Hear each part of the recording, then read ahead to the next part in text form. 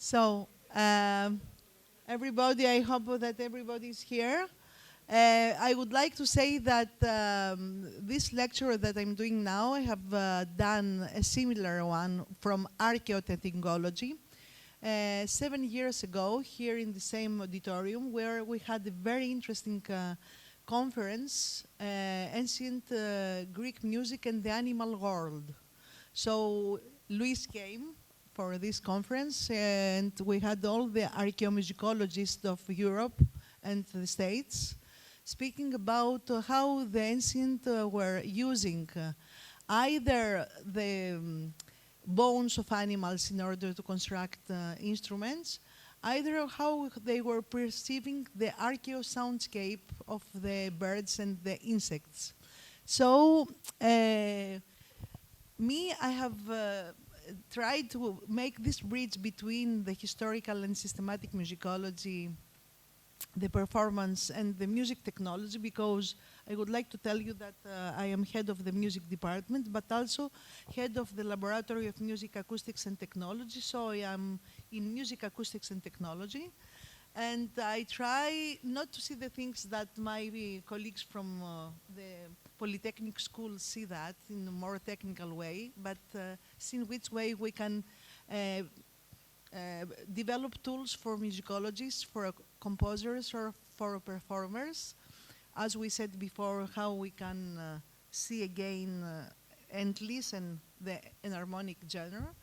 And in this way, so I have been fascinated by the cicadas singing. And the last year, I'm doing a lot of things on the cicada soundscape and cicada software development. So what are the cicadas? I think that people that live in Glasgow, or I don't know, in Tübingen, they don't know this kind of insects, because here if you go out in Athens, you're going to listen at zzz everywhere. And if you go to follow a piece of drama in Epidore, you're going to listen to the actor's voice plus the cicadas. So the cicada is an insect, and we're going to see in which way it acts. It lives only 2 to 3 months, but it comes up with the temperature, so it's the thermometer of the nature.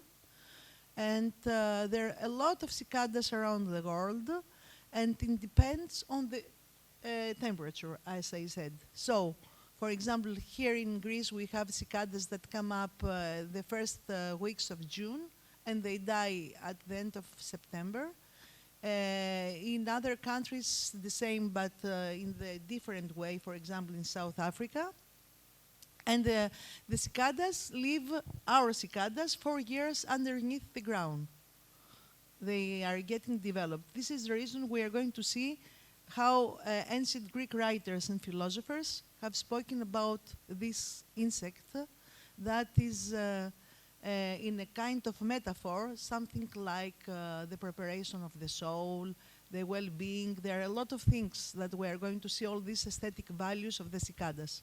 For example, there is an island, a small island in Greece. We have 2,500 islands, but only 250 are having inhabitants, more than 1,000 inhabitants. So in some islands there are not cicadas, and people ask to bring cicadas to the island. Otherwise, a Greek summer without cicadas, it cannot be a Greek summer.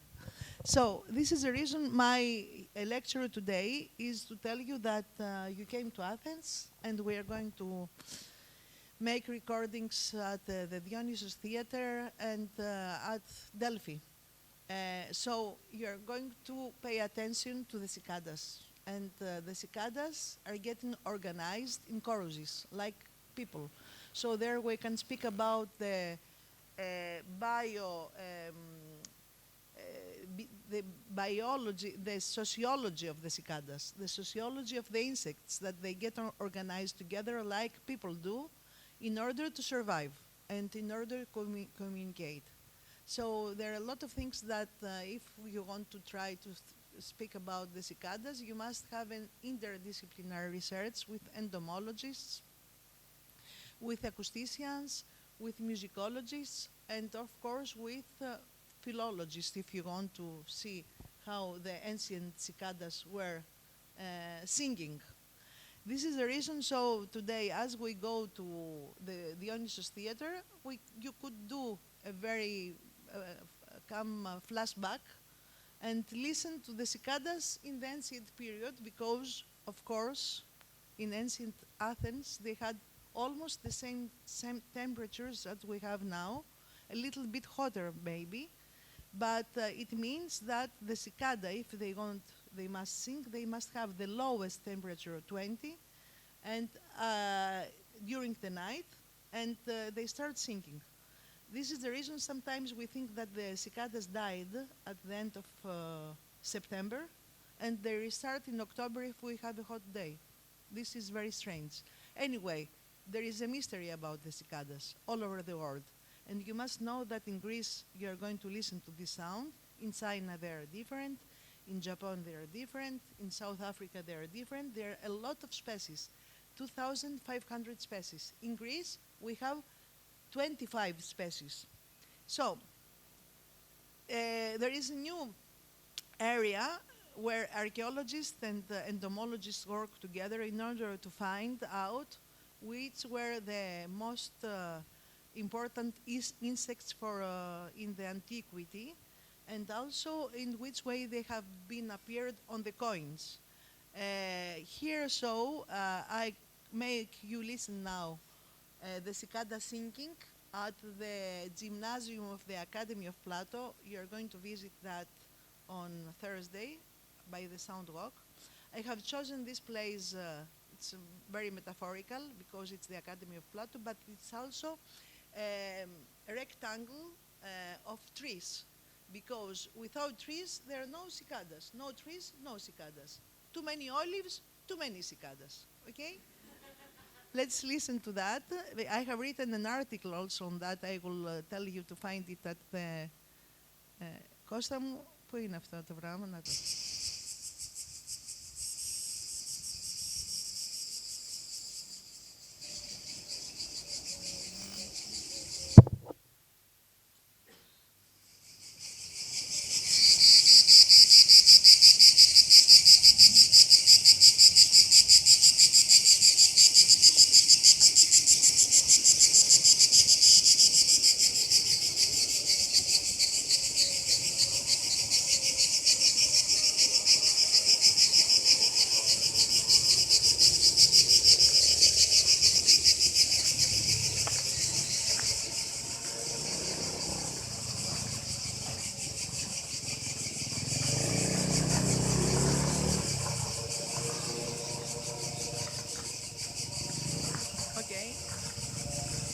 You have realized that it's very difficult for them to get synchronized. This is the reason after we will speak about mathematical models of the cicadas, stochastic models. And at the end, they find their synchronicity and they sing all together. So this is the reason this year we have presented the cicada modeling at the Xenakis conference, who is the one who speaks about the stochastic processes in music, the mathematics of the cicadas. So there are a lot of things that we can say about the cicadas. They have different codes. And so we are going to speak about their Archeotettingology, who are the writers in ancient Greece that speak about this very interesting soundscape. That's the same today. Allegoric matters, our cicada project, and who are the stochastic laws. Cicada, tetix in Greek, is a noise that's produced by rubbing the wings against the opercula. This is wrong. Aristotle was the first zoologist. He was describing a lot of things about the behavior of the animals, but some things after they have proven that they're wrong. So they have a membrane in their abdomen, and so that vibrates. It's not the wings. So in Archeotettingology, there are a lot of references and a lot of articles, if you want to find in Scholar, Google Scholar, that in mythology, Tithonus and Tios. Tios is the dawn, in the dawn. And Tithonus is a young person that he lived with the Eos, but Eos was always immortal, and he got older, and he got transformed to a cicada, Tithonus. So in poetry and literature, Homer, Hesiod, Aristophanes, Aesop, Anacreon, Theocritus, all of them, they describe the cicadas. And they say cicadas, it's a very nice sound for our brain.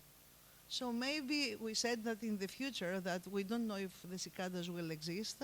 We're going to make virtual cicadas, because if you are in Google and working 12 hours per day, you must listen very nice cicada music in order to relax and think that you are in a natural environment. So Homer describes with very nice words the sound of the cicada, lily-like voice. Hesiod also, it's amazing if you read to this ancient Greek lyric poetry of the 6th century with Sappho and Anacreon and Tychicus and Mimermos. How do they write about the cicadas? They say this is an amazing acoustic phenomenon, and if we don't have cicadas, we cannot enjoy our summer.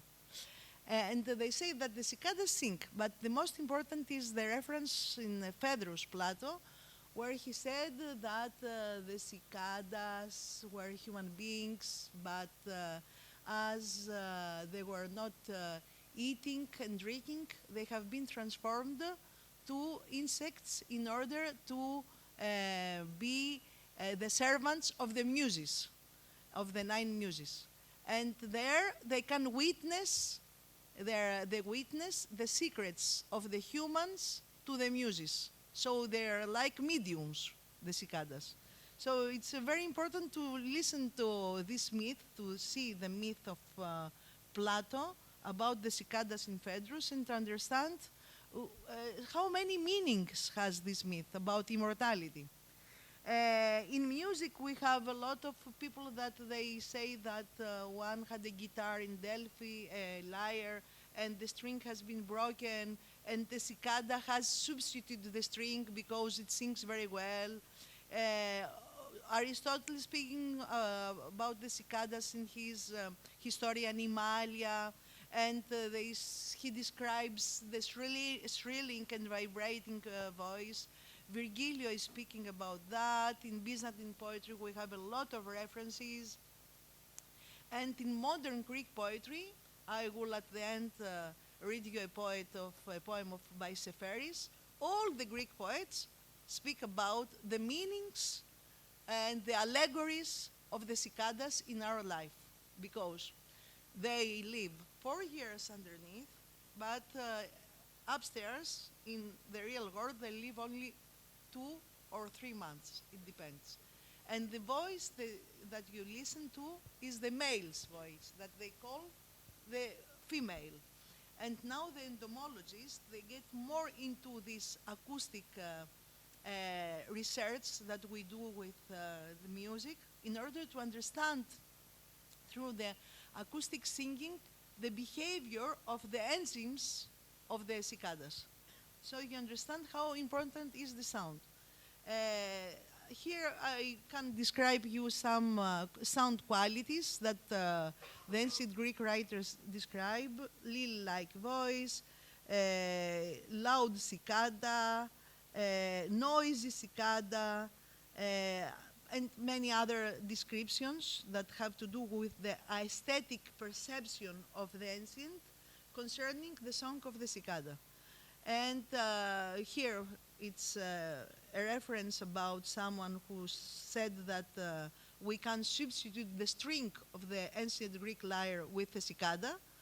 And here is the Plato cicada chorus interpretation. Cicadas act as witnesses to true or aspiring philosophers, note as their models. Above all, they act as a kind of test of the latter's Plato is harsher toward the arts than his successor. In this case, he presents a picture of cicadas as well.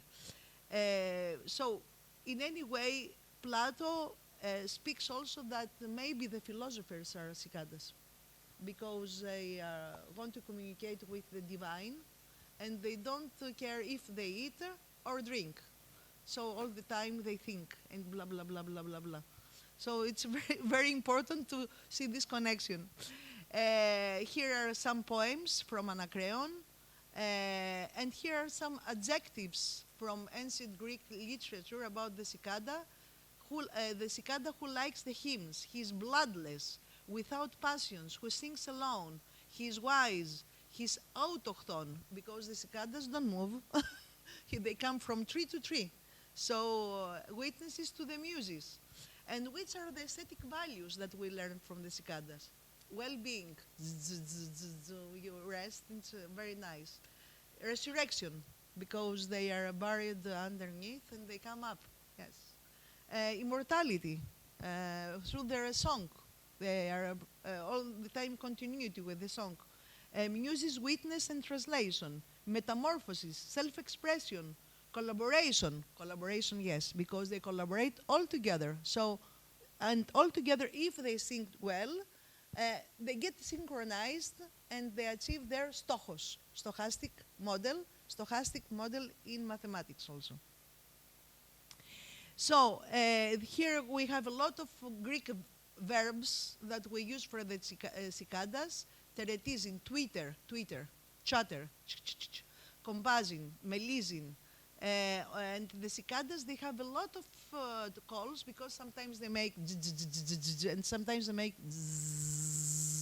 ostinato. And we have a lot of biological calls, territorial, defense, mate call sounds, etc. And here we have some Greek cicadas. I say Greek because they are in the Greek territory. Maybe you can find them in Turkey, of course, but there you can see that there are no borders between the nature or between the culture, of course, because we have the same dances in Turkey, in Greece, and Albania, etc. And you have cicada orni, alhagios, atra, ialina, cretensis, etc. Listen to that.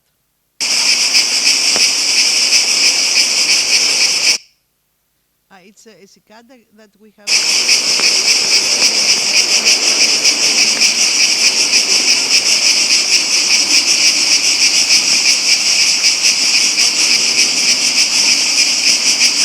And here you can listen to a more loud cicada. Yeah, I'm going. One second. Come and have a look, Martin.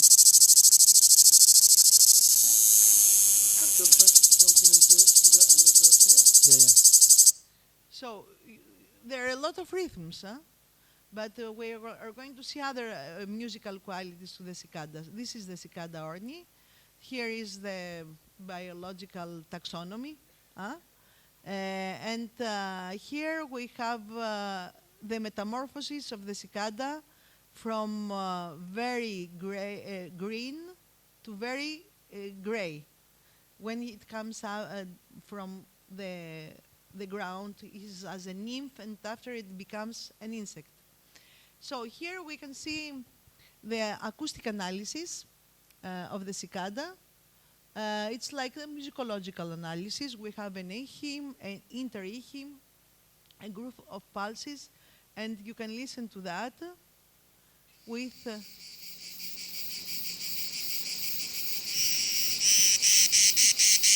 here we had the counterpoint, the first and the second. And we can see that the rhythm differs. We have some rhythms that are very well synchronized, very well on the time, but other rhythms that are syncopated. So we can see all that either by the waveform, either by the spectrogram through sonic visualizer and many other programs that we have at the lab. Here we can describe the acoustic variables by cicada orni, and we can see the number of elements per second, the duration of each element from start to the end, the frequency of the maximum amplitude of the spectrum, etc., etc. And there we can see that the cicadas have very high frequencies, from 4,000 to 6,000 hertz. This is the reason that Xenakis, in his work La Légende d'Air, which is referring to the Platonic Republic, the myth of fear that was resurrected, he starts with very high frequencies that imitate the sound of the cicadas. It means exailosis. Exailosis, how, tell it, exailosis, out of material. Exailosis, πες το ρε εσύ Αρετή. Exailosis, but you can, it's when you get out of the matter. Immaterialization. Exailosis. This is the reason you come from the real sound, that's 3,000, for example, 4,000, and you go up to the very high frequencies. It means that you go up to, to the divine. The intensity could be from 40 to 90 decibel. Desibondiment, it's exailosis. And intensity is 40 to 90 decibel. Sometimes it could be 110 if you are in an olive tree. And after it's so loud, you cannot go for holidays. Some Germans, when they come and they live in an olive tree, they say, can you kill the cicadas, please? It's very noisy, timbre, and the duration we said about that. So what do they create? Rhythm, density, syncopation, indensity, and spatialization. These are the terms that we use in electroacoustic music. So we cannot say that they have melody. They don't have melody. They are monotonous, but the rhythms are very strange. And here we have the hymns. We say which is the mean frequency. Here we have the spectrum, and we see, for example, that the human hearing is between 16 hertz and 16,000 hertz.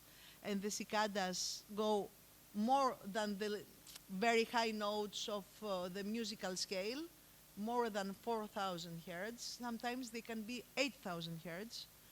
And why they're so interesting for us, the musicians and musicologists, because they have phrases, long and short hymns. They're doing polyphony by chorusing. We can study their synchronicity and alternation.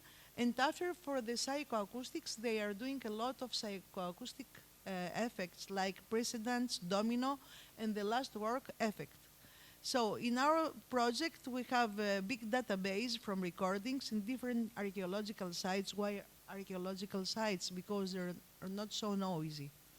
And open ancient theaters.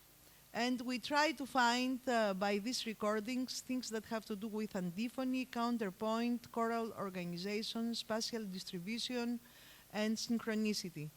And we speak also about aesthetic analysis. These are things that our students have done a lot in their bachelor thesis. And they have done a lot of things, and we have 5, 6 papers about these values of the aesthetics. Many composers have been inspired by the cicadas. Bartok and Ligeti in his poem Symphonique with all these metronomes. It's like the cicada music. And Xenakis, of course, La Légende d'Air. And I have also François Bernard Mas, who is a French composer for whom I have written 2, 3 articles, that has done a mythological piece that speaks about the Tithonos.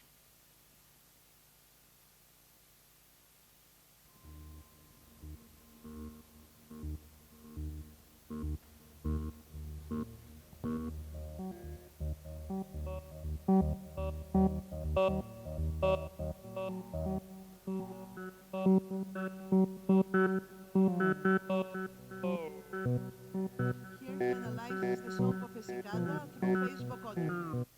So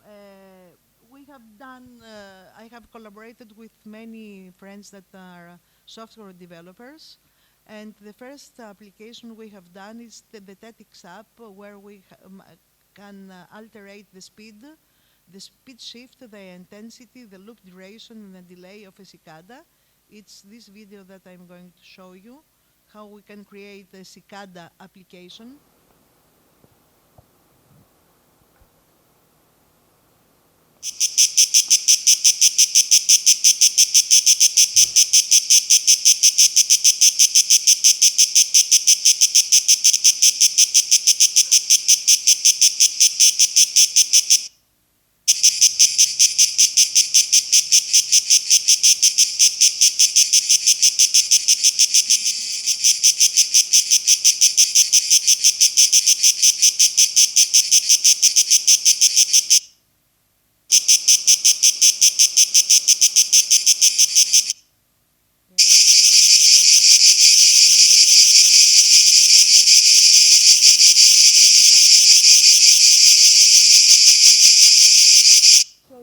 We have done that with the additive synthesis model, but after we went through another model that I will show you now, more complex, with the stochastic synthesis.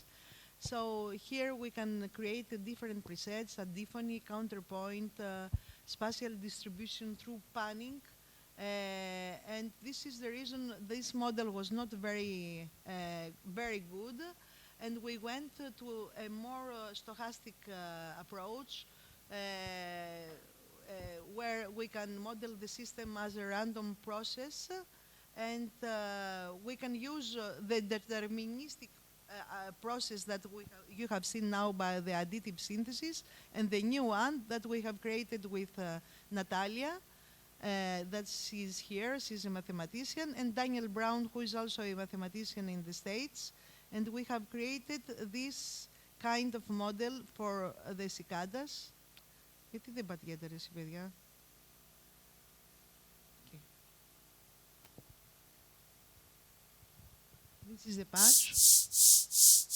This is a chirp of a cicada.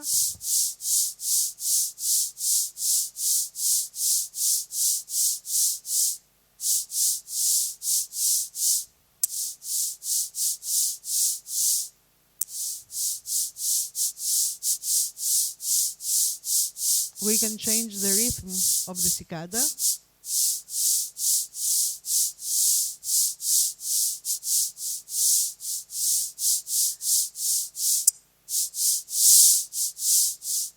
You can see we can make different rhythm patterns.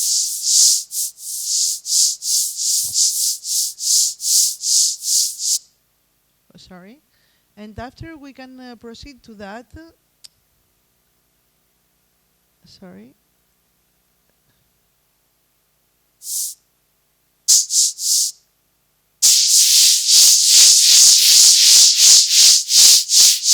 Here you have different trees.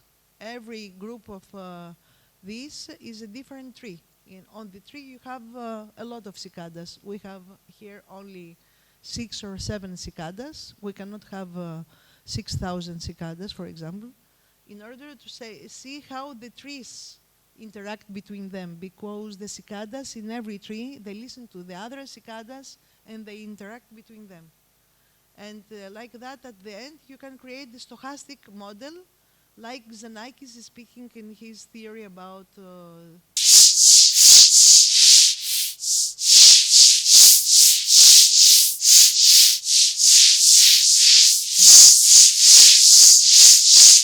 So, there are a lot of applications that we can make for the composers. For example, there are composers. We have a Brazilian friend that we have created this kind of composition based on the cicadas.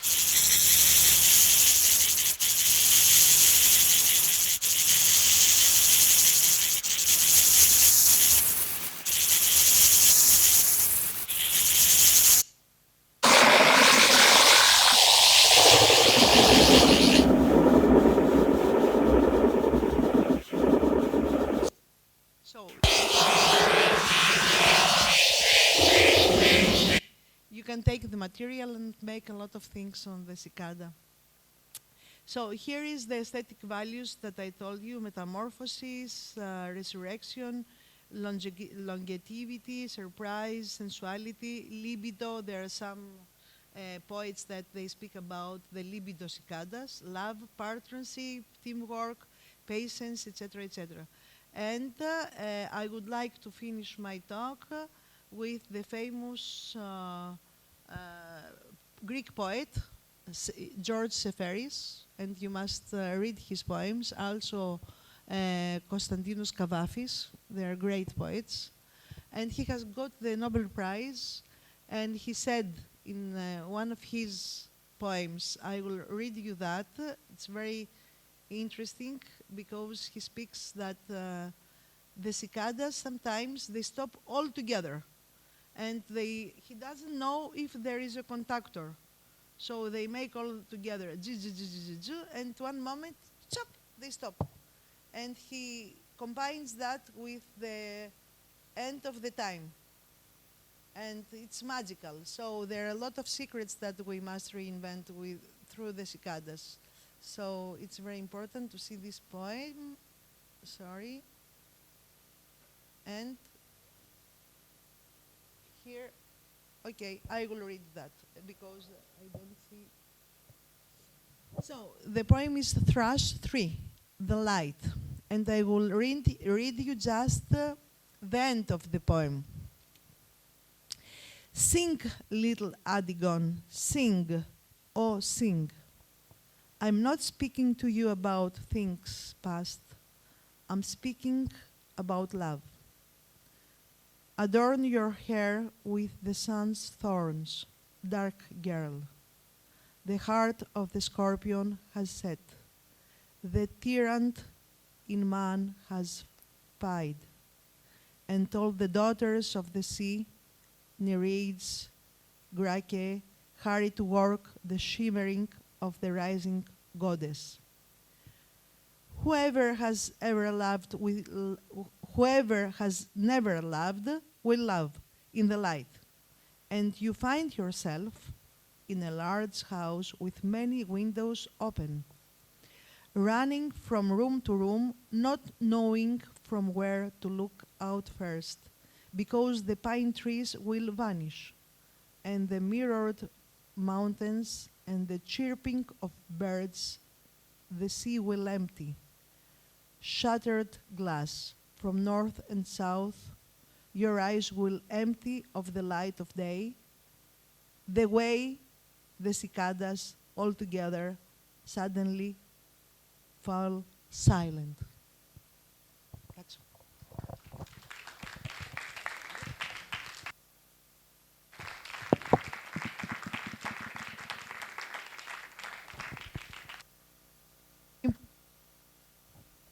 to find out which are the sounds that surround us in Greece, in Delphi. So I invite you to record the cicadas at the Dionysos Theater and the cicadas at Delphi.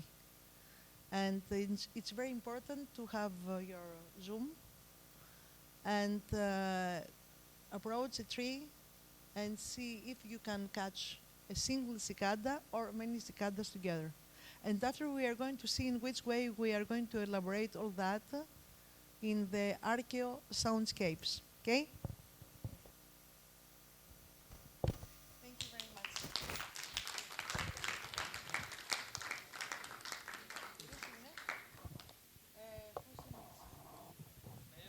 Yes. Questions. How serious come?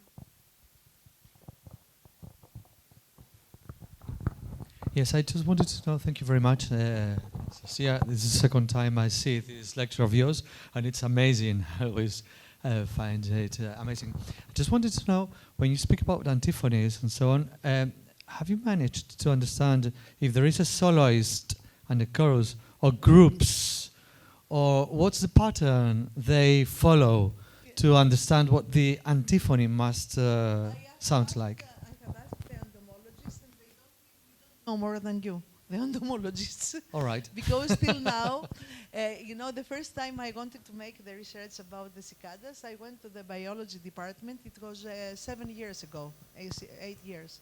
And they told me, as you go to the Academy of Plato, please catch some cicadas, put them into inopneuma, into alcohol, and bring them to us. Say, me?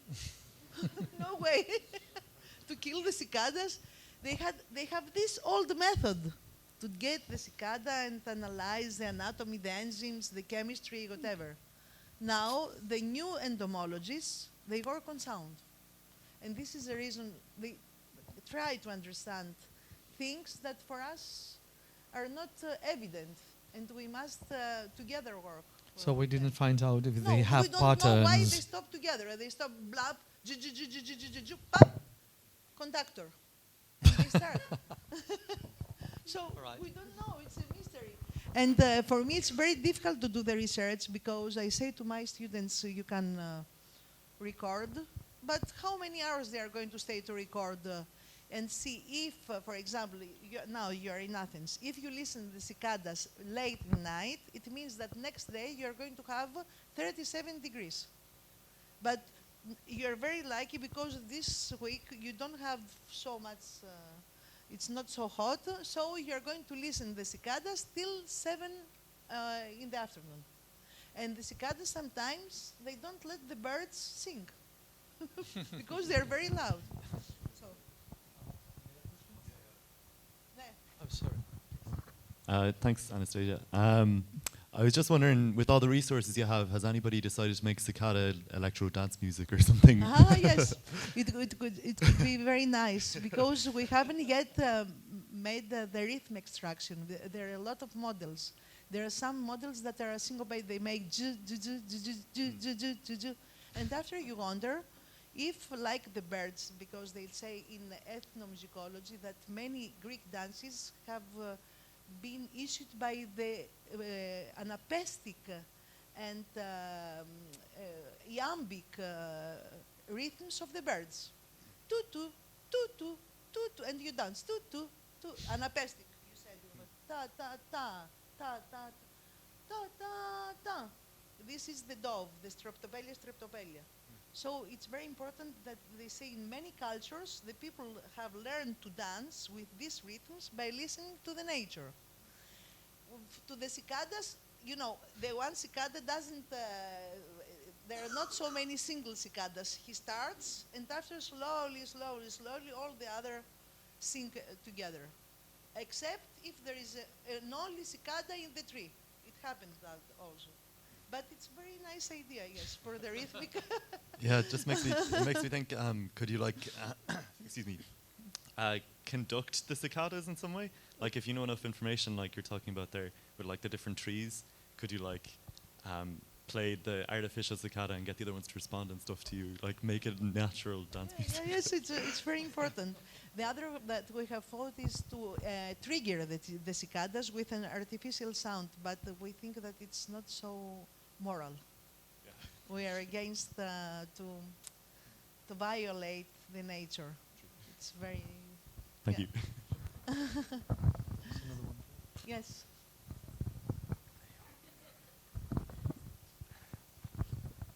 Maybe I missed that information when you presented it, but could you say again about the statics program where you could whether the sound is based on sampling of actual cicadas or whether it is fully synthetic? Yes, the first one that you have seen, it is with samples. The first one, the statics app. So we upload some samples and we change the rhythm, the density, the intensity, and sometimes the frequency if we want. But the other program is fully synthetic, the second one. And like that, we can produce, we can make whatever we like, but because with the samples it's very difficult. The first one is additive sample synthesis with samples, and not. And the second one is with Python, so we do it fully synthetic. Okay, thank you. So thank you very much. And, I hope that today you're going to listen to the chorusing of the cicadas and the spatial distribution all over Athens. If you go up to Acropolis, you're going to listen. All Athens is like that. So you must get into that and record. Cicadas that are very close to you, cicadas that are on the trees. Record, record, record, and on Thursday you are going to get all the recordings to see what, even with your mobile, okay?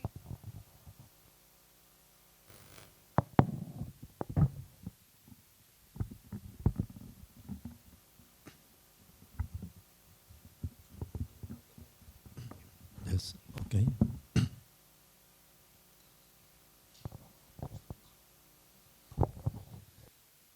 So, thank you very much. I am very glad to be here. I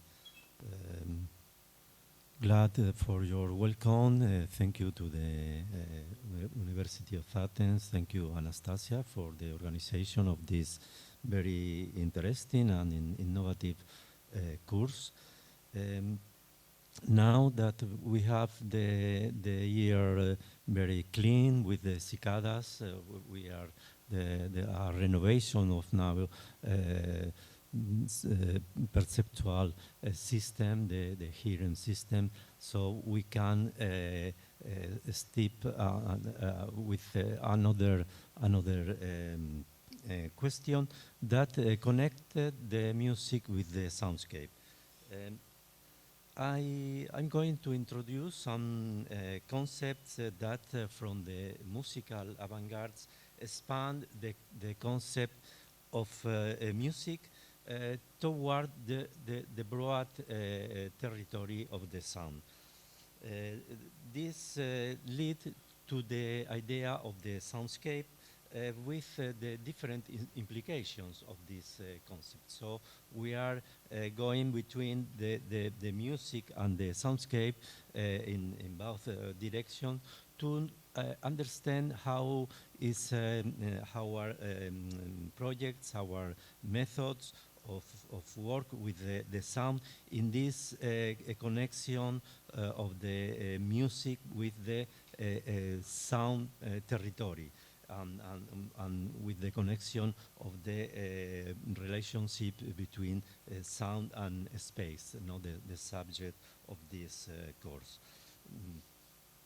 These implications of the soundscape are not only in the creative aspect, but also in the theoretical, in the methodological, also in the social and political aspect, because with this concept also we are going to explore the city space, the urban areas, using these concepts of music.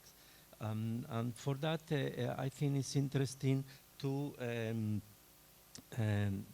pay attention to some of the most important avant-garde composers in the particularly in the 20th century that develop new dimensions of the music, new aspect.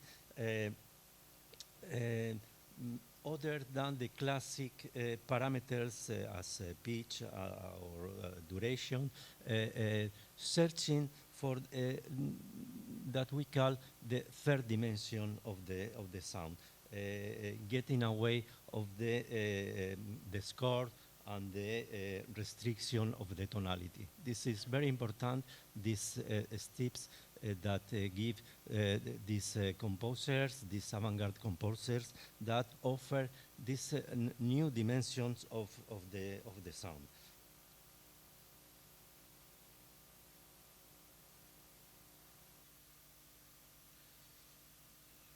So in this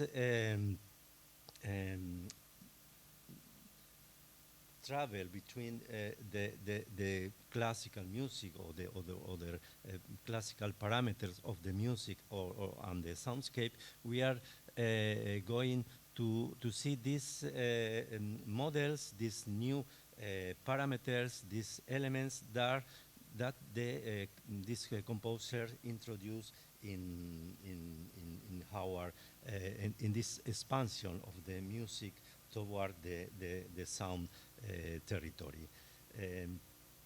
So we in these days we are work with these ideas, and we are working in teams to create these possibilities of the soundscape to create new ways of documentation, new ways of cartographies, new ways of the connection of the music with the science and the technology. Also, the importance of the listening, how we are see in the conference of Anastasia, the importance to open our ears to the environment, and all the possibilities of the listening as an element of research, as an element of exploration of the territory. And finally, the possibility of the listening to explore the experience of the city.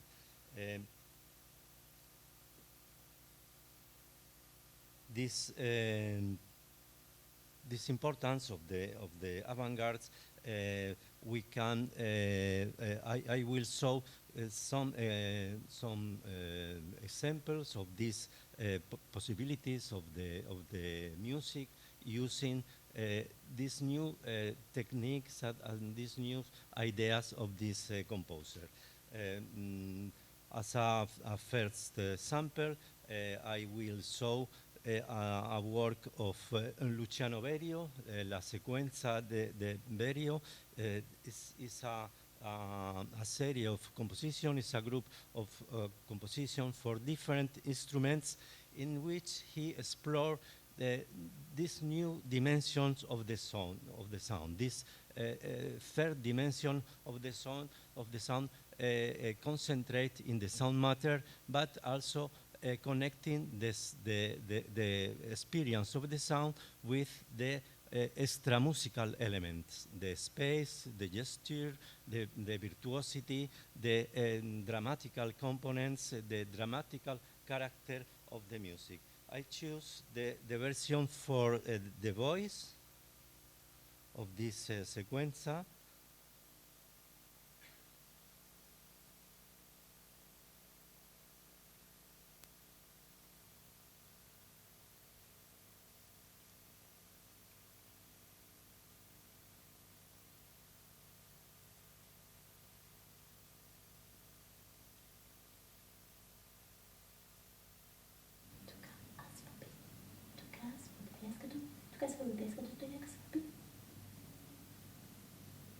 Sing to me, sing to me, sing to me, to me.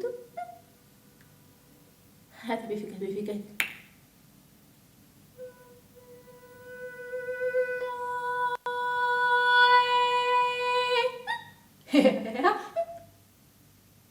Can be worse, can be worse. To be forgot.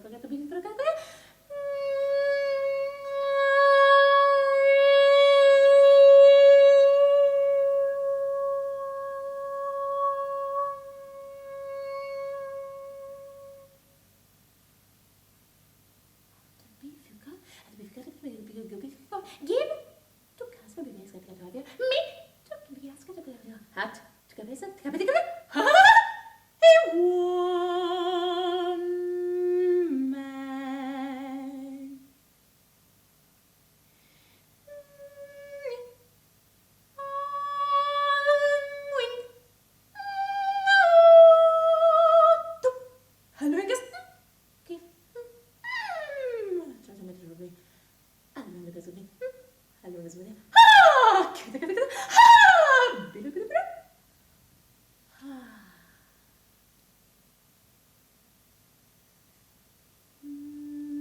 give me few words for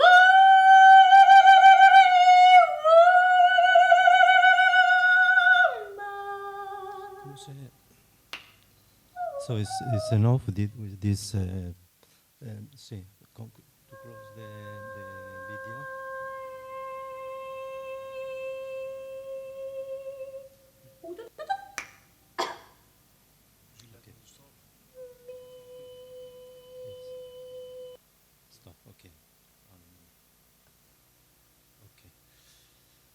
So this use of the voice is very interesting.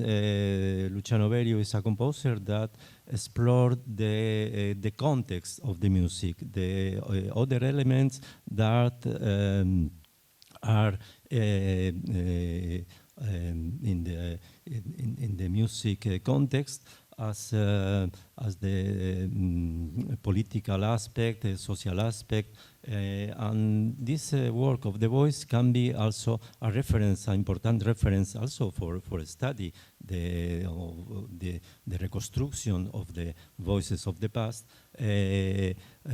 from the innovative element of the present of these avant-gardes, because here there are also extreme uses of the voice that perhaps we are lost, but in the past there were other uses of the voice in the everyday life that we can reconstruct and we can understand through this experience of the contemporary music.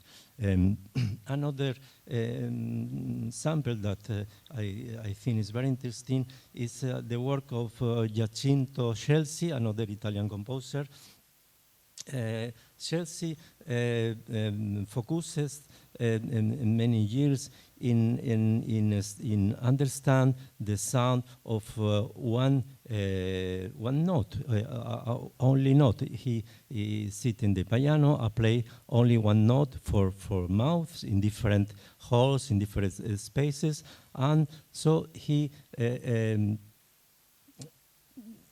try to understand this sound matter, this sound material, and how is the behavior of the sound in different spaces, and how is the relationship of our listening with this sound. So he focused his attention in the in repetition of a single note in the piano, its resonant, and the resonance in the different space.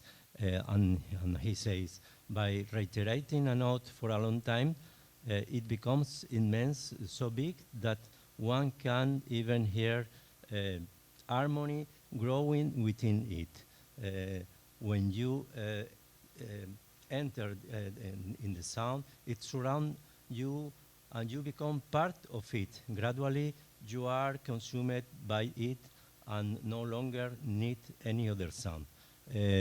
So in this moment, Scelsi destroyed all his earlier works and start to compose pieces with only one note.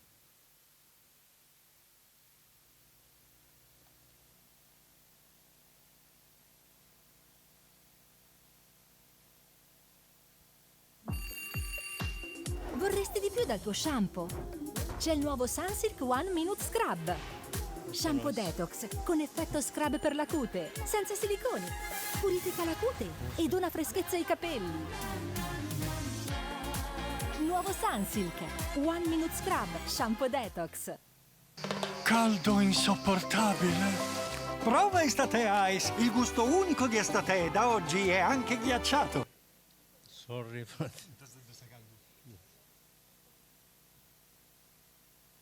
this is.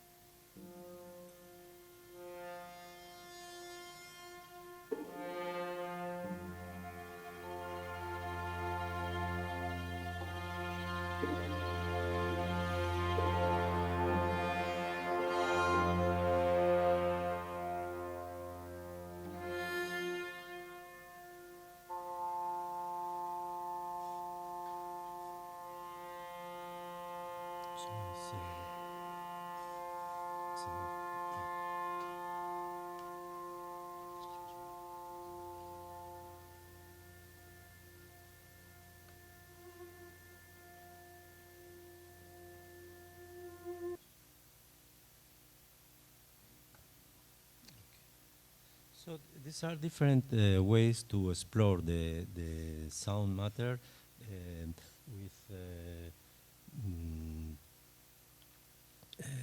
with the elements of the contemporary music that will expand this concept of music, and we are going toward the concept of the soundscape. And other important step is when the composers also introduce the context as part of the composition. So the knowledge of the acoustic aspects of the music help to the composer to introduce also the physical aspect of the sound as a poetical element of music, and this is the work of Alvin Lucier, American composer, who introduced the possibility to record the sound and to reproduce the sound, and in this way to introduce the physical response, the physical aspect of a room to part of the composition. So for that piece, I'm sitting in a room. He used a very easy dispositive, a very easy device of recording, of reproducing his voice.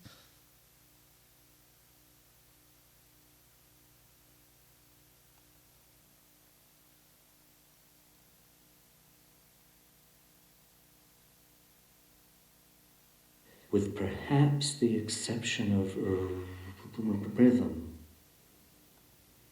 is destroyed. What you will hear then are the natural resonant frequencies of the room articulated by speech.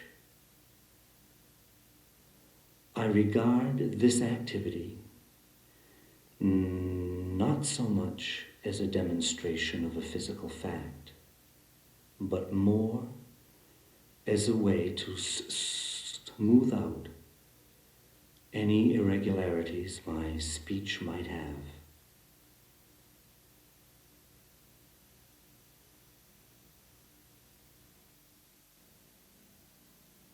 I am sitting in a room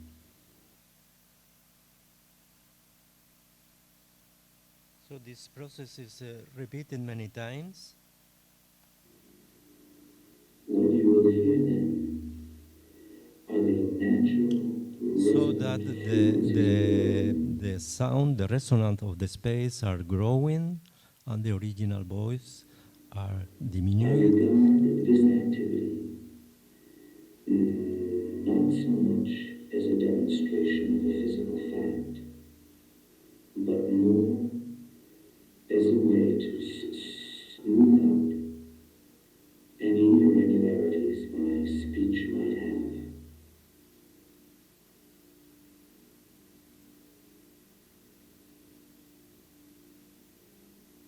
I am sitting in a room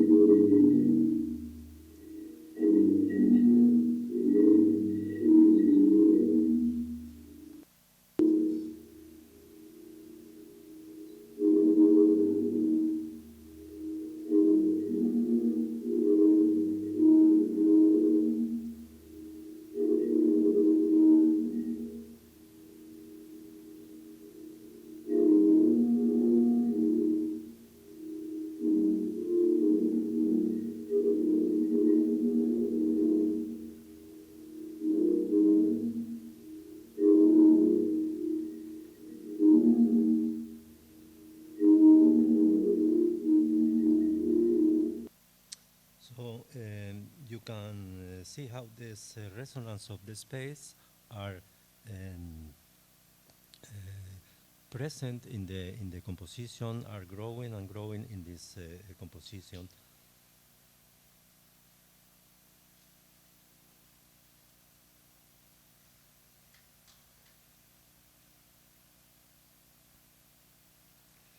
So in this period, we are all these composers of this avant-garde that introduce these other elements of the composition, like Pierre Seffer, that also introduced the concept of the listening, the process of the listening. This is also developed by the group of Soundscape of Vancouver, the Murray Schafer and Barry Truax, that also developed this idea of listening, introducing also the context of the sound, the cultural context, the spatial context, the geographical context, and also all the heritage elements that the sound take with it in the different spaces. So in the avant-garde we have many models. We have also all the techniques to introduce in the sound and to change these parameters in which we study the music. We abandoned, we left the most traditional parameters linked to the tonality, and with the electroacoustic techniques, with the additive synthesis, with the granular synthesis, we can use the technology like a microscope in which we can explore the sound in different ways. Also in the space, in the context, we can use these techniques for study this relation between the sound and the space. So here we are other samples of different composers, different pieces. For example, Hildegard Westerkamp, that belonged to the group of Vancouver Soundscape, is very important in her works about the sound work. Is one of the persons more interested in develop techniques to create a sound work. That we next Thursday we will develop this concept.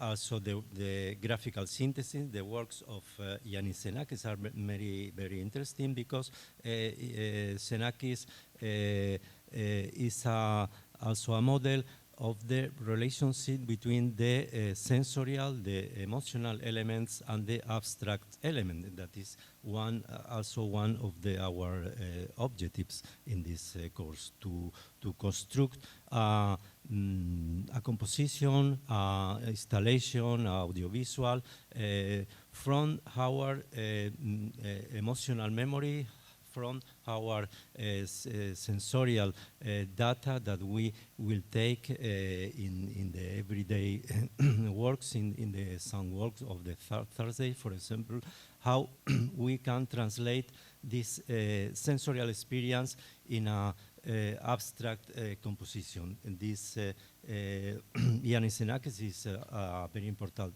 reference, and we have many information, because in this university, in the last May, there was a congress, a very important international congress about Xenakis, with all these questions.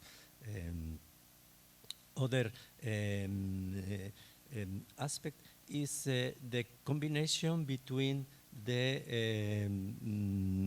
musique concrète techniques as soundscape techniques. So the musique concrète allow us to introduce into the sound, to record, to make different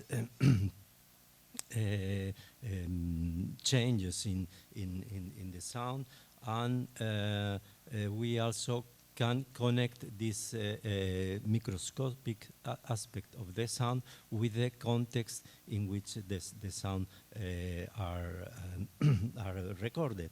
And an example of this combination between musique concrète and soundscape is Luc Ferrari, a French composer, and he has a piece, a very interesting piece, Presque Rien #1, is a very interesting piece in which he take us to a space, to a everyday space, particularly in a little village in the coast, and with the sound he move with the microphones, with the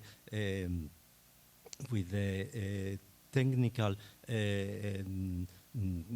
aspect of the electroacoustic music. We take us from this little village, and we can through the sound we can move from in this space.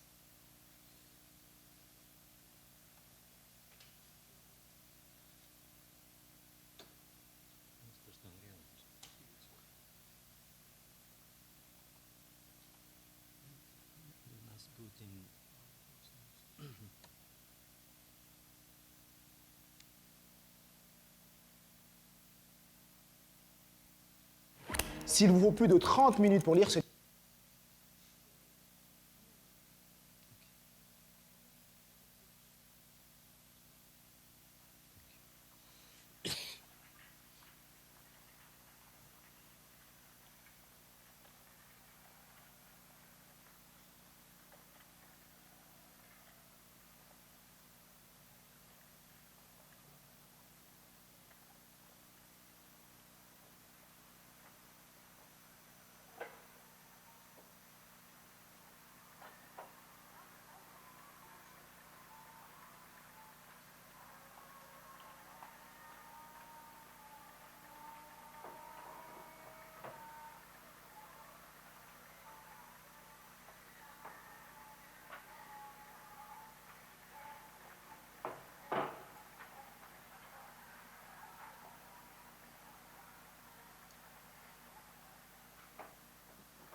This is interesting because here they are not manipulation of the sound. This is only the record and the construction of this space.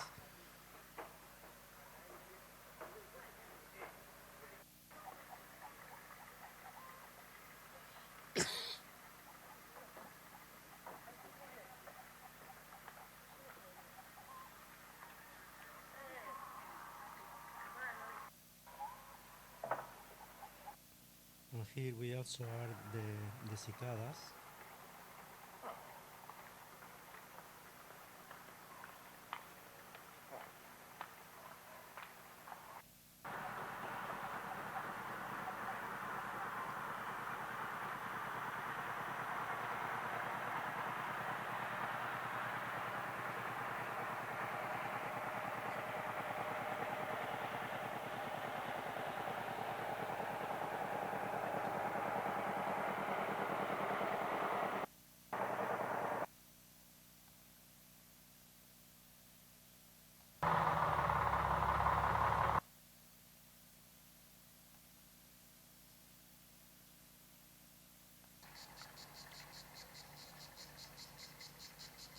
So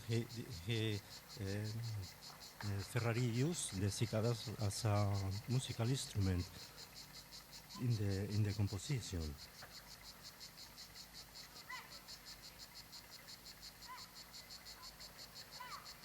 This is recorded in the Dalmatian coast in Croatia.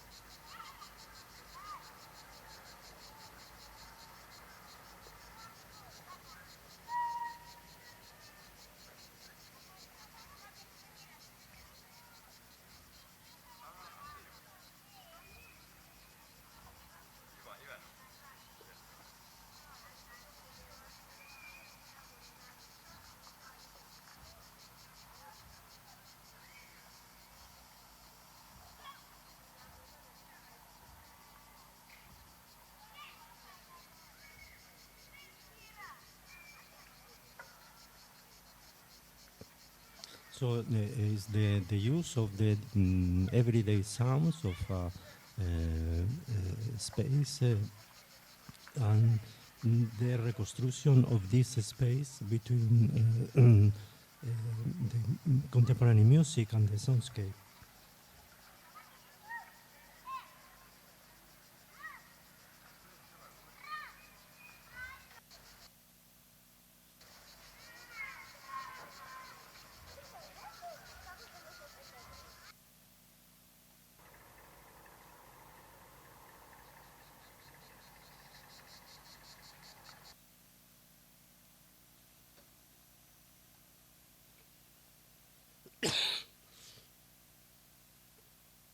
So we pass by this composer, this avant-garde. This is very important also the contribution of the composers that use the noise as also as an element of the composition. The noise was a bad element, a refuted element in the music, but since one moment in the avant-garde, the composers are interested with this kind of sounds that are not tonal, that are not musical, and are part of our environment, and they are interested in the musical possibilities of this sound of the machines, of the cars, of the different devices of the industrialized society. And a composer as Edgar Varese, John Cage, and the Futurists, the group, the Italian group of the Futurists, use these noises, these sounds of the industrial society, of the industrial device, as a musical elements. And it's very interesting how they try to reconstruct these noises as a musical elements. One way very interesting is through the voice, is the example of Marinetti when he tried to reconstruct the sounds, the soundscape of the war. He take part of the First World War, and he reconstruct the sounds with also a work with the voice. It's very interesting the use of the voices in the different periods.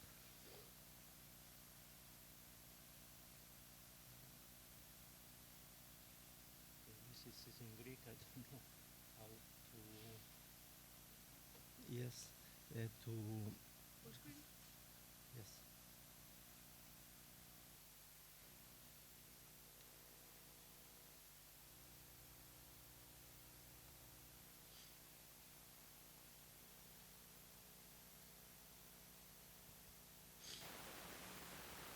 Ogni 5 secondi, cannoni d'assedio, sventare spazio con un accordo.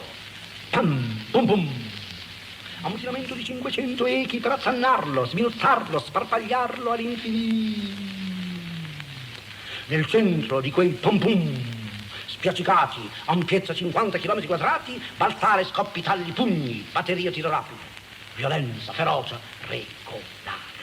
Questo basso grave, scandali strani, folli agitatissimi, acuti della battaglia, furia, affanno, orecchie, occhi, narici, aperti, che gioia, vedere, udire, fiutare, tutto, taratatà delle mitragliatrici, strigliare per di fiato, sottomorsi, schiaffi, pit-pac, puntum, pizzerie, salti, 200 metri, fucileria. Giù in fondo all'orchestra, stagni di guazzare, buoi, bufali, pungoli, carri, flic-flac, zin, shac, illeri nitriti, 3 battaglioni bulgari in marcia, croc, crac, Shumi Marizza, o Carvaveda, gran, 200 tanti in arrivo, 149 in partenza, croc, Grida gli ufficiali, sbattacchiare come piatti d'ottone, pandi qua, pandi là, cin, bum, bum, bum, ciao! Che bello, vampe, vampe, vampe, ribalta di forti, vampe, vampe, vampe, vampe, ribalta di forti, vampe, vampe, vampe. Laggiù, dietro quel fiume, Shukri Pasha comunica telefonicamente con 27 forti in turco e tedesco. Allo Ibrahim Rudolf, allo, attori, ruoli, echi, suggeritori, scenari di fumo, foreste, applausi, odor di saldito, odor di marcio, non sento più i miei piedi gelati. Timpani, flauti, clarini, dovunque basso, alto, uccelli, cinguettare, beatitudine, ombria, brezza verde, silenzio. Cip, cip, cip, cip, cip, cip. Gran, gran. I pazzi bastoni professori d'orchestra, questi bastonatissimi suonare, grandi fragori, non cancellare, anzi precisare minutissimi rottami di echi nell'ampiezza del teatro di guerra, 500 chilometri quadrati. Fiumi illustri, Tungia, Marizza, sdraiati. Il fiume è un ferito, vi lava la sua gamba insanguinata fra mormori, gorgogli, nostalgie d'acqua verde. Alture, palchi, loggione, 2000 shrapnel, sbracciarsi, esplodere, fazzoletti bianchissimi, pieni d'oro, pum, tum, tum, tum, tum, pum, tum, tum, pum, tum, tum, 2000 granate di guerra strapare, con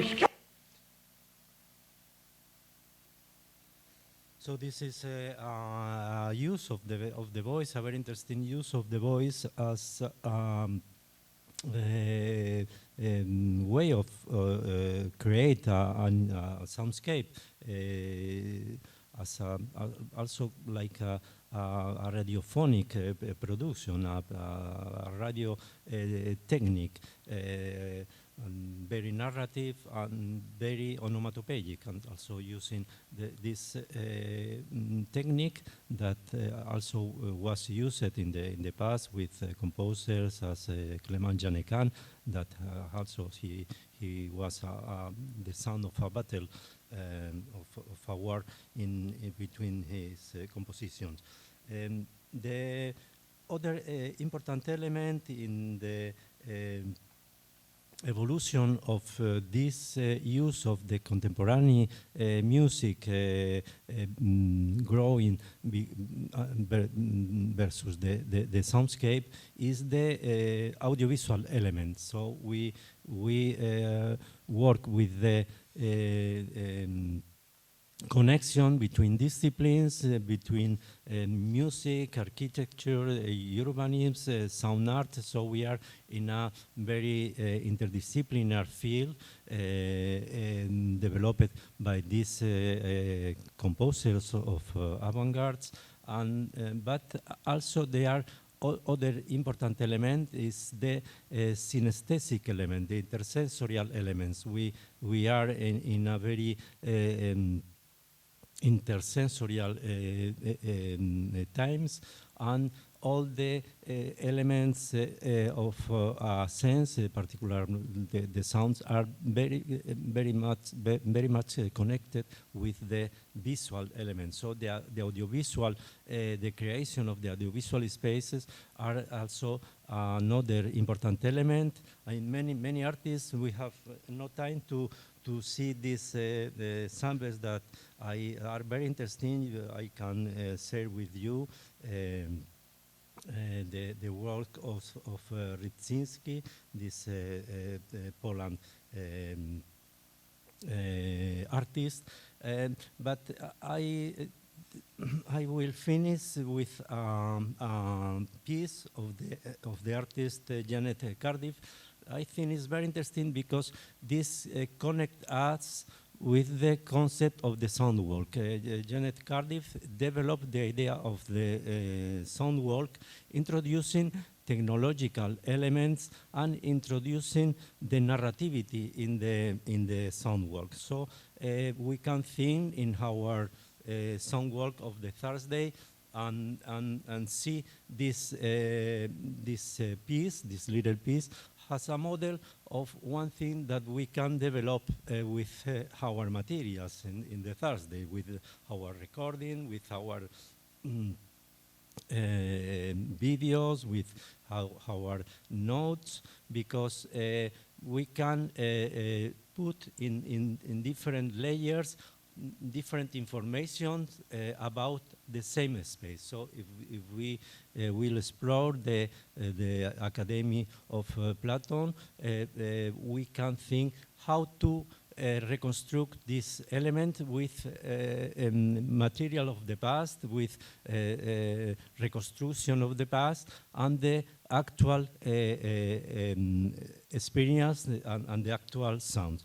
And I think this work can be very interesting as a model to work with the sound work and with the technologies.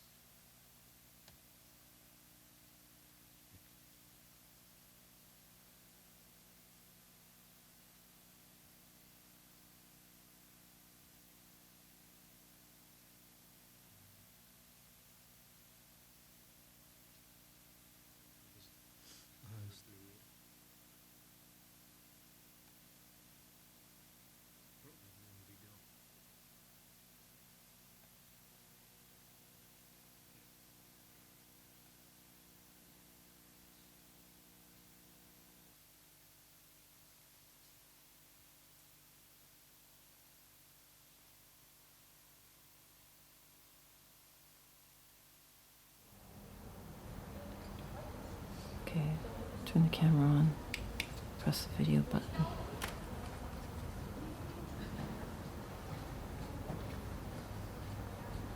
I'm sitting here right now with you in the train station in Kassel, watching the people pass by. It's very intimate in ways, watching people. You can see how they walk, so you can tell if they're happy or sad or lost somewhere in their minds.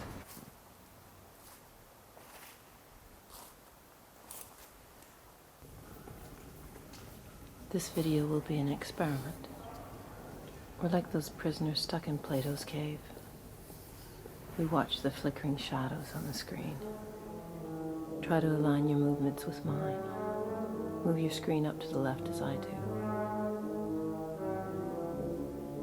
A red coat. I used to have one. Wonder where it went. So many people wear black here. Garbage pails have moved.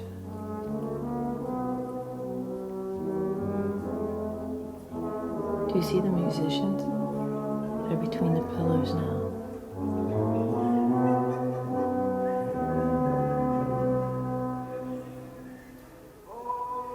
Let's get up.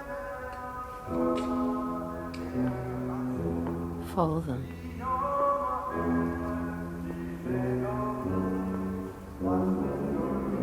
And turn to the right.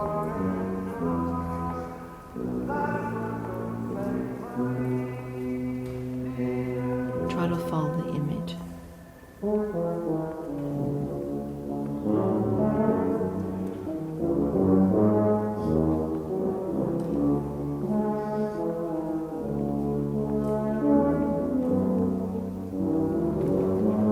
Now stop and watch.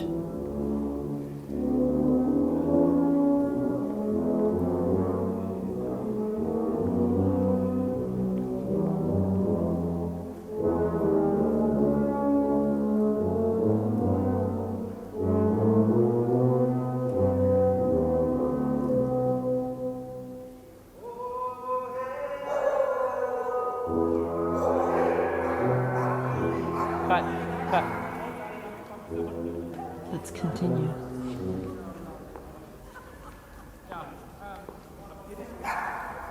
Memories are like a different form of traveling. It's like filling a suitcase that we pull behind us, and we open and close when we need to. Go to the left. Past the man. Well, the sound was terrible. The bombs fell, the houses collapsed, and all around me was fire. Every house was burning. And the next morning, bodies lying in the street. Arms, legs, everything was lying around. Let's go over to that trolley thing.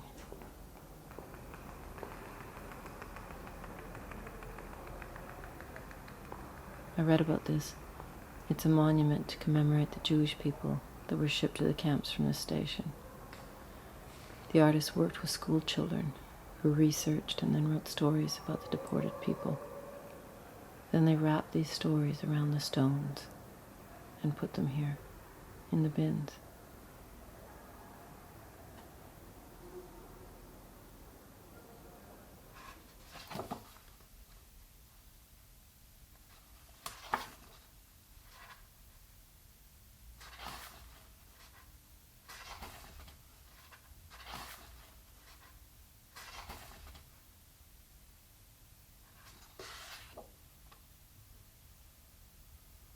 They boarded the trains on platform 13. Let's see if we can find it. Go to the right. Through the doors. Out onto the platform. This is platform 3.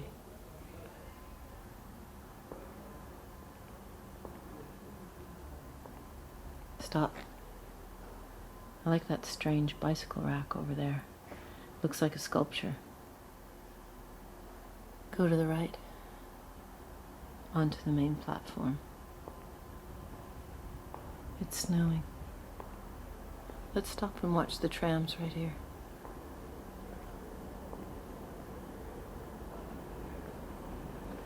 Trains have always frightened me in ways. They're so big and loud, like some prehistoric animal.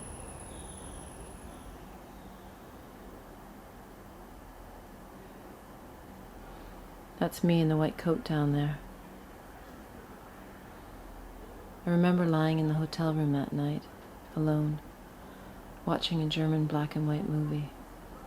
I turned off the sound and just watched the actors.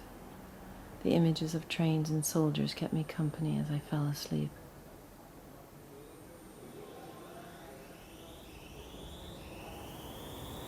Go to the right.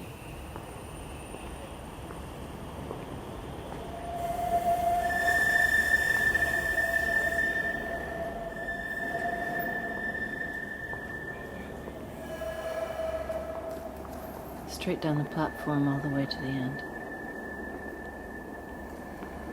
How do other people deal with memories they don't want? Do they just close the suitcase? Sometimes I imagine rolling.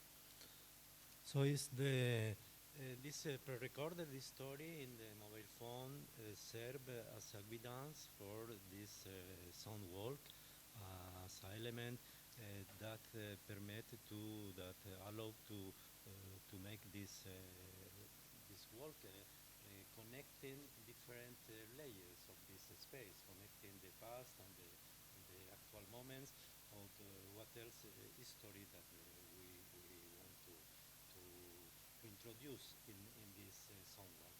So with these samples, I like to introduce this importance of the elements of the avant-garde, the importance of the listening, the capacity of to center in one element, in one sound, and to develop all these possibilities of the space with all these connections between the little things with the big things, with the audiovisual things, with the cicadas as basso continuo, and this I think can be an element to discuss for the work in these days here, how to introduce these elements, how to create the spaces connecting the elements of the heritage, the elements of the past, but also with a reflection about the actual moment, the actual situation, and analyze how our relationship with the city, in this case with Athens, in the spaces that we will work in these days.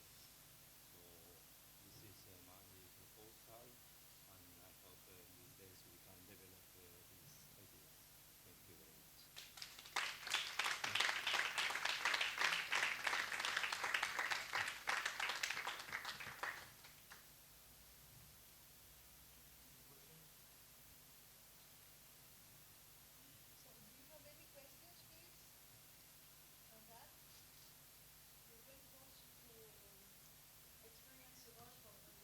It's very clear. Yes.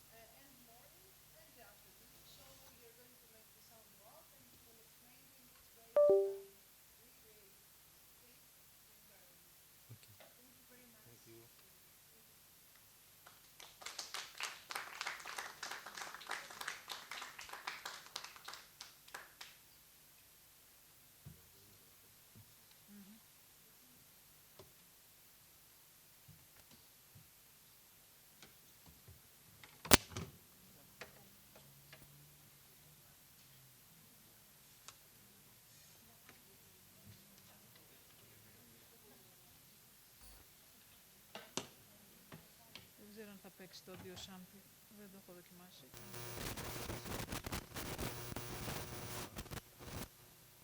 Έτσι. Το έχουμε. Καλό είναι αυτό. Οκ. Σούπερ. Όχι έτσι.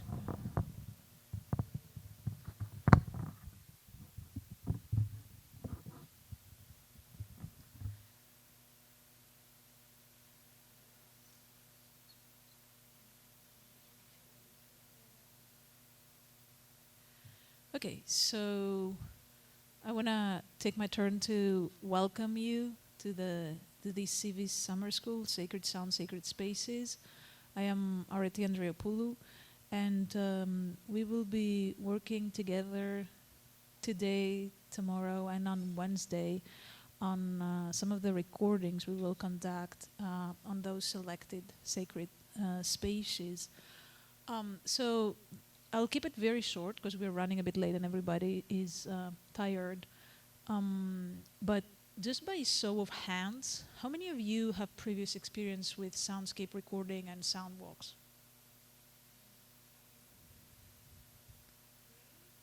You're in for a treat then. So let's see. My goal for this summer school is to play with this contrast between ancient times and what we think ancient soundscapes might look like, and what we're actually capturing when we record things in the modern times in those spaces.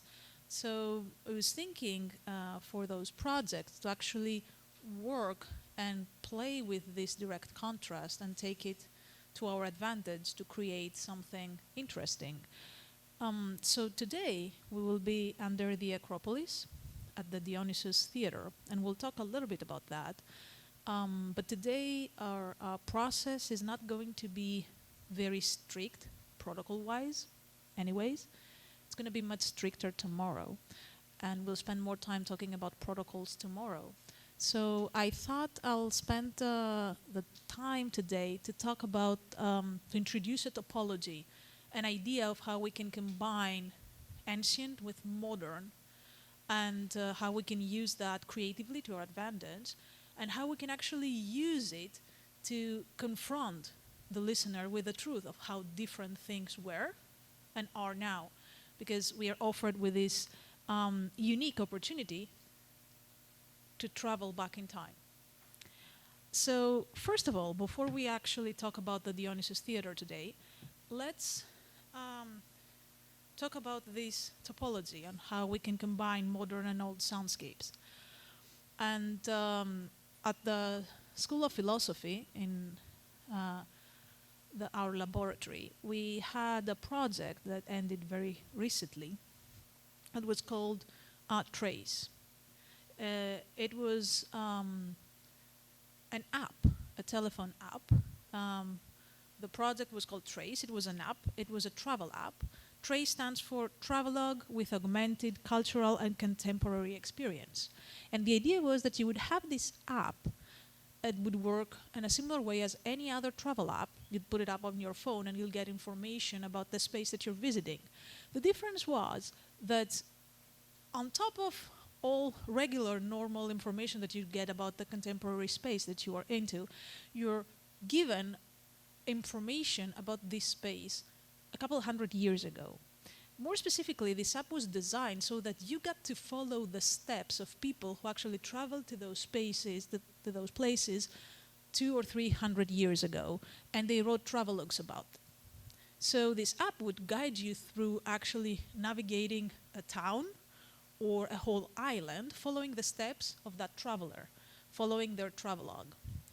And by doing that, you were actually given all the information of what that space looked like a couple hundred years ago, while witnessing what it looks like now. And for our end of this project, you actually experience what those places sound like now, while actually given the opportunity to listen to what we thought those spaces sounded like 200 or 300 years ago. So this idea is very similar to what we are doing now. We're visiting those sacred spaces.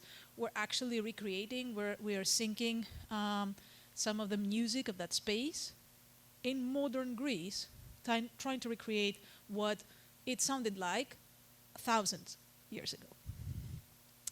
So for this project, we had to create a topology of how we can combine modern with ancient. And to do that, we relied on a lot of information, historic information, like the actual travelogues, the diaries of those travelers, as opposed to combined with photos or drawings, rather than drawings of what those spaces looked like.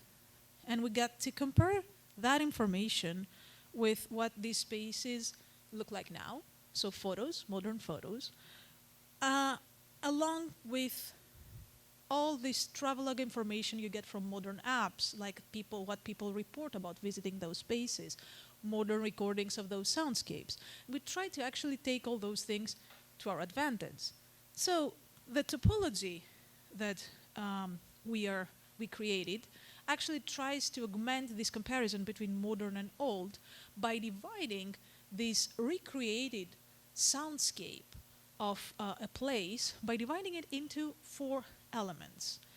And to do that, we relied on newly collected information, recordings of those spaces. We went in situ and recorded, similar to what we will do now. And we also recreated new content, and we also added some musical elements, some narrative elements on top of that. And taking into consideration that this was a travelogue app, an app on the phone, that meant that all this content somehow needed to be packaged into a 2-channel audio stream that you would get to listen through your phone on uncontrolled auditory conditions. Like, it can be in the middle of a very busy street, could be somewhere where their cell phone reception wouldn't be good, and with different qualities of headphones. So many things that could actually impact the quality of what you would listen. So the audio content was divided into, in our topology, 4 parts. One was the music element, which will not be necessarily a part of what we're doing now, so we'll discuss it last.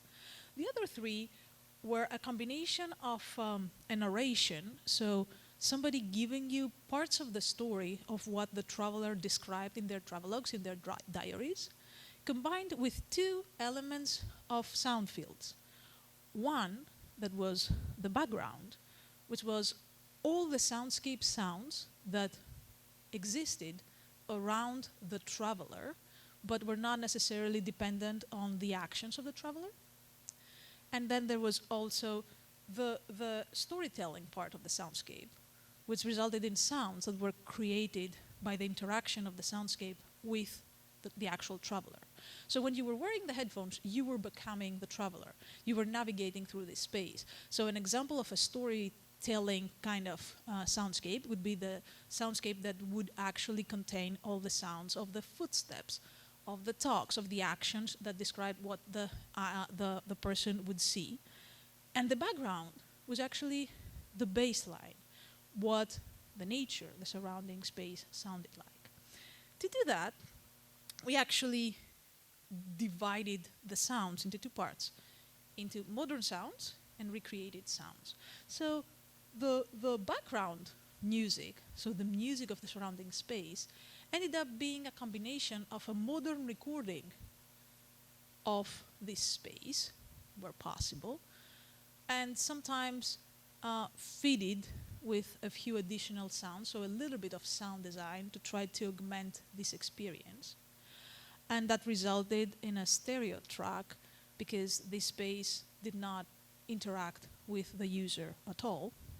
And on top of that, we had the storytelling sound design soundscape, which used sound samples to actually recreate all the sounds that were actually describing the story, what the traveler was doing. And this was a complete result of a sound design. So we tried to build what we thought the ancient surrounding space sounded like, and what the actions of, and how the actions of the traveler translated into sound. And we put that, which was a recreation, our interpretation of that ancient space, on top of a recording of the modern soundscape. Because our assumption was that if you go, especially in rural spaces, the actual sounds of the nature would not necessarily change so much. Of course, this was much more tricky the minute you started hitting cities, where you had cars, etc. And there, the difference and the comparison is much stronger. But that's something for you also to experience if we follow that topology to a certain extent in our sound design. And on top of those two soundscapes that ended up locking together, we added some narration, so some excerpts from the diary to help the person who was listening actually follow the story better, because there are certain things that are important to the story but not necessarily translate well when we talk about sound. And of course, because it's an app and you have to have sound on app, some form of a music creation on top of that. What is interesting is that we played with immersive sound, 3D sound, with monophony sound, and with stereo sound. And different elements of that story had different types of auditory augmentation because they needed different types of auditory augmentation. There was no point in actually creating an immersive 3D sound narrator, because the narrator was actually the thoughts of the person who was acting, the traveler, and the traveler became you the minute you were using the app. So we felt that it would be very funny for you to listen to your thoughts traveling around in space. Your thoughts are inside your head. So that was a direct no-brainer monophonic sound playing back in your music. At the same time, this keeps getting worse. I can hold it there. That'll be very comfortable, but whatever. Ian, you're next, so it's gonna be worse. But for example, the minute we started recreating our interpretation of the ancient environment, and we had sounds created by the movement of the person or things moving around the central person, you, the traveler, we had to take advantage of modern 3D audio processing to actually recreate that sense of being immersed by those sounds. So we explored this concept of monophonic, stereo, and immersive sound capturing and processing, which will also be something that you will be doing here with the soundscape recorders that we will have. And we created something, let me see actually if we can play the example, and then I can completely unplug so I can be sure if it's going to work. Let's see.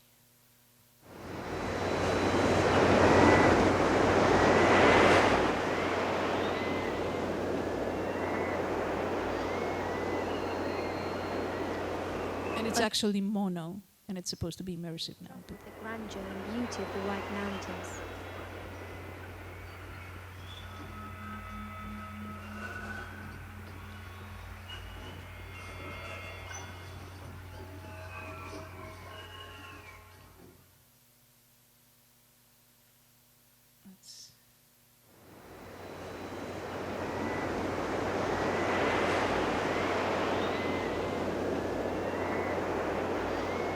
Playing back from the beginning instead of going further, but that's fine because I can play you more examples on Thursday and Friday. We don't have to spend the time now. So now, how can we take this concept and use it to what we will be doing in the next 3 days? Let's see. So today, we will be here. We will be at the Theatre of Dionysos. It's a rather destroyed theater. As you can actually see, we only get to see the first set of sitting rows around the orchestra. It's directly under the Acropolis, and it was the main, one of the first theaters, the first actors were right here performing. So it used to be a rather big theater, comparable to other things that you might have seen in photos and what you will get to see also in your travel here. But we only get to work with this first. Nope. Let's just unplug. It's not gonna get worse. So what we will actually be doing is we will be using sound field recorders. So recorders that would not require power, electricity, will record on internal sound devices. Some of these are here. I know some of you already have yours. We have recorders that will let you record in mono or stereo versions, different types of stereo recordings. So you'd have those recorders. You have to keep in mind that everything that you capture is presented to you at the end of the day as a photograph or as the equivalent of watching something on television. So everything will be in front of you and a screen, but you don't have a screen anymore. You have speakers and everything, and the sound's going to be right there in front of you. So you choose those recorders that capture things of those soundscapes, and we'll talk about what you can capture, which you can use then to set a scene, but things that are in front of you. And then we have 3, I believe, 3D sound recorders. So recorders that are able to actually capture sound all around this device. And if you think of that device as your head, they are there to actually capture and keep that information. You get to listen to it and actually hear things from in front and behind you. So when you use those recorders, those of you who will be actually capturing the sound field with those recorders, you have to keep in mind that you are not now capturing a certain sound. You're capturing the whole soundscape, everything that's around you. And not only you do, because you sort of do with the other recorders, you actually maintain that information, and when you play it back, it will sound that way.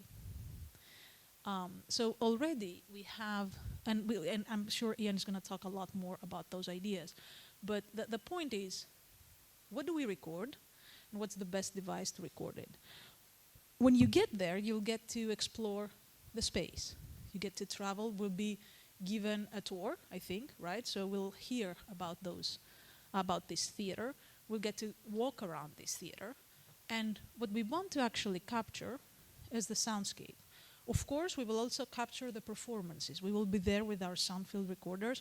We will use our 3D recorders. We'll use our stereo recorders to capture the 2 performances, yes, and we can use those for our end product. But we're not only interested at capturing those performances. What we're rather more interested into doing, and that's why you need to keep your ears open, is we're actually interested in capturing the sound of the theater, the sound around the theater, the soundscape of the theater. So our goal is to actually capture the modern soundscape, what modern Athens sounds like when you're at the theater. So this is where you actually need to be able to capture sounds of people, sounds of visitors, cars, etc. But at the same time, you want to be able to capture some sounds, like the examples that we heard in the previous talks, that we think that might be consistent through the centuries. So some nature sounds, some animal sounds, stuff like that. So you want to be able to capture both the modern and something that would actually be translated into ancient time soundscapes. We need, when you capture, to take advantage of the acoustics of those theaters. And this is a rather destroyed theater, so its acoustics are not going to be amazing. But we need to somehow imprint those acoustics into our recordings, otherwise why are we there? We might as well record anywhere else around the Acropolis. And remember that the goal is to then merge the two, merge the modern, and that's always our goal in this school, to merge the modern content, the consciously selected modern content, to what we think can be translated as ancient Greek time content. So when you do that, do not forget to listen first carefully and select what it is of interest to record. Yes, you can walk around and record whatever you want, and that's part of a sound walk, but then you end up with a lot of content that you will have to navigate later on to select. So it's better sometimes to focus on certain things. You have to take notes. You have to take detailed notes. If something interesting happens, you have to note it. You have to say, at this time, in this recording, this interesting thing happens. Again, because it's hard to actually interpret all this content and go through and select it afterwards. You'll be left with hours of recordings from the first 3 days to work with the next 2 days. And it's going to be very hard and boring to actually navigate this content. You have to take photos. Document, use your phone. It will help you remember what you were actually recording. And, you know, you could also use this content creatively. You have to choose between 2D and 3D recordings. You need to know what you're recording and what the abilities and what you can actually use from those recordings. So if you're in a group that has a 2D or a 3D recorder, you have to keep that in mind when you're setting to record and when you're taking notes on how you can use what you recorded. And of course, there's no need not to be creative. The same way you can feel creative with taking photos, you can feel creative with recording. Try things, play safely with the equipment, and collect unique sound samples. You need to have a lot of content, you need to have a lot of interesting content to work with in the next couple of days. And I know now for some of you that makes no sense, but after today, when we come back tomorrow and we'll talk about what we record on day 2, and you've gone through that process and you've heard what you recorded, you will know how much more important that is. You have to end up with interesting content. Otherwise, you have a lot of work to do afterwards. So that's it for me now. Ian is going to give you all the technical details. And I'll see you at 5 at the theater.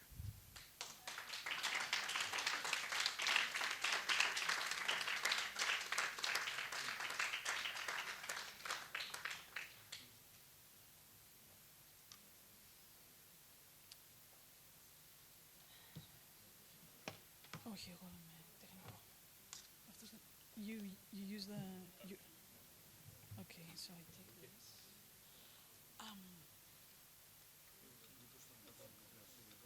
Όχι, δεν τα θα χρησιμοποιήσει αυτόν. Αυτό είπε.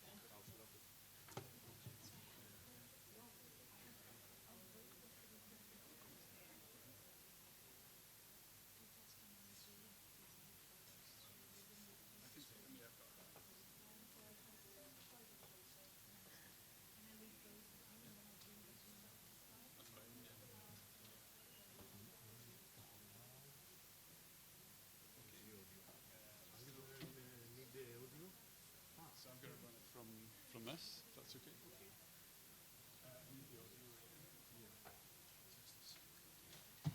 Water, do you? Sorry? Do you have any water? Oh, here I don't know.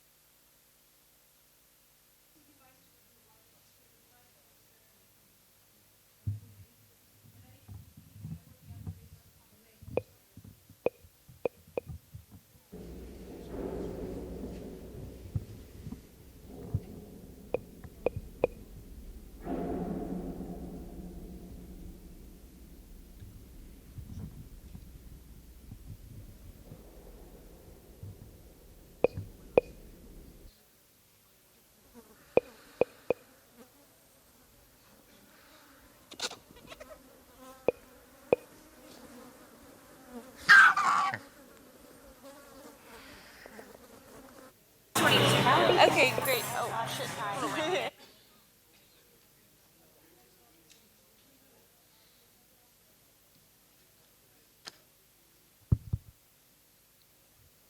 Okay? Okay, great. Okay, I'm going to get started. I'm last before lunch, so I won't take any longer than I have to, but yeah, I've got some things to talk about, mainly to do with field recording and how we might approach the task of field recording as a kind of creative or experimental practice. So my name's Ian Findlay-Walsh. I'm a sound artist and researcher and a lecturer in music at the University of Glasgow, where I convene the Masters in Sound Design and Audiovisual Practice. There's some students from that course here today. I also co-direct the Immersive Experiences Research Network there on XR technologies in the arts and humanities. Really happy to be here. I think I've seen a lot of you in the past months on Zoom, so it's very nice to not be on Zoom and to do this in this beautiful city. And yeah, big thanks to Anastasia, everyone at University of Athens for hosting and putting this all together. Yeah, I mean, there've only been a few lectures already, but I feel good about being here. And in University of Glasgow, we talk a lot about research-led teaching and learning. And I feel like this is, for me anyway, a really good example of that. People bringing their research to bear in a kind of learning environment. So that's appreciated. Okay. So I wanted to do quite a lot of listening, maybe about 10 minutes of listening to some soundscape examples, some field recordings, and also talk a little bit about different approaches to capturing recordings. I'm going to talk a bit about microphones as well and just kind of go over basics of using the equipment. Can I get a reminder how many people have done field recording before? Was that about 3 or 4, something like that? Okay, good. That's good. I think it's nice to have a combination of people who are experienced and well-versed in these things and people who are not. And I'll try and cater to both in this talk. So yeah, during this lecture, I'm going to introduce some ideas that give some practical advice for making field recordings, suggesting a few simple approaches that we might use today and at other points in the week when we're recording sacred spaces and music performances that are happening within them. So we'll be across the week, we'll do a combination of kind of acoustic measurement and modeling and a more kind of experimental, let's say, kind of exploratory use of mics to explore the spaces. So just now I'm going to touch a little bit on issues of recording equipment choice, microphone placement and recording approach, and how these can impact upon the sonic representational and aesthetic content of our recordings. Through field recording, we can use microphones to capture sonic environments in various ways, through acoustic documentation, archiving, and spatial modeling, and also by approaching field recording as a kind of experimental process of real-time sonic exploration, guided by our ears. Carlyle and Lane talk a bit about the flourishing of field recording practice in the mid-20th century through strategies associated with experimental music, and Jose Luis has talked about that as well this morning. I think I'm getting some interference. Yeah, experimental music kind of coming into or starting to inform field recording practice, and we can see this through the enduring methods of sound walking and deep listening, Westerkamp and Oliveros, respectively, that are widely practiced today and that we'll hear more about in due course. And I think just reflecting on what other people have said earlier on, it seems to me that there's a kind of interesting entanglement here, a productive entanglement between the music practices that we're studying, and the kind of creative practice of field recording as itself a music practice. So the idea that we are kind of using one creative practice to engage with and respond to and find out about another in its various contexts.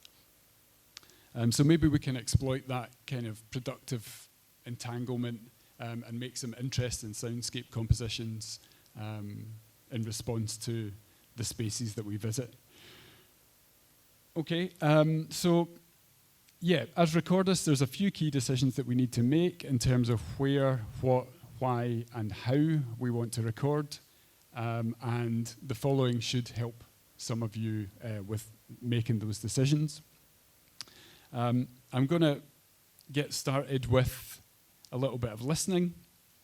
Oh, here's a kind of outline of what I'll be talking about. So creative sonic capture, some examples and approaches, audio recording as a kind of analog of listening, some different types of spatial capture using microphones, thinking specifically about creative sonic capture in the Dionysos Theatre, which we'll do later, and then I'll provide a kind of short checklist of things we could or should think about before we make recordings. Okay, so as I say, I'd like to start by listening to some different field recording examples, each captured in different ways, with each serving different creative aims. These will be coming out in mono. Some of them are actually stereo compositions, some of them are mono, but nonetheless we'll be able to hear that they've been captured in kind of different ways, and that the different ways that they've been captured affect the way that the impression of the space that we're given through the recordings.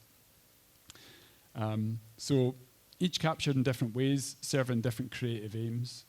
While we're listening to these, and as I say, I'll just play them back to back for about 10 minutes. While we're listening to them, maybe you could consider what it is that you hear, and in particular, how the spaces are represented in each case. If we engage with these recordings as acoustic atmospheres, what do they tell us? What do we hear in the environments? Perhaps you could take some written notes on what you hear, being detailed and expressive in your descriptions.